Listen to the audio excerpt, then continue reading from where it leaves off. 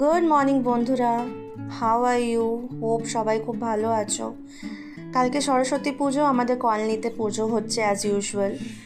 বেরিয়ে পড়লাম দুপুরবেলা একটু লাঞ্চ করতে একটা কোনো ভালো রেস্টুরেন্টে, বাড়ির পাশেই। অনেকদিন যাওয়া হয়নি। মা আর ভাই আমার সঙ্গেই আছে, সবাই মিলে একটু এনজয় করব। সেরাম আজকে অতটা ঠান্ডা নেই, রোদ উঠেছে। রিক্সা করে চলে গেলাম। দেখতেই পাচ্ছ 3 মূর্তি, বেরিয়েছি সবাই।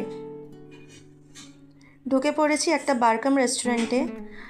এখানে 9 বছর ধরে আমার আসা যাওয়া, খুব ভালো বানায় ফুড, আমার তো পছন্দ হয়।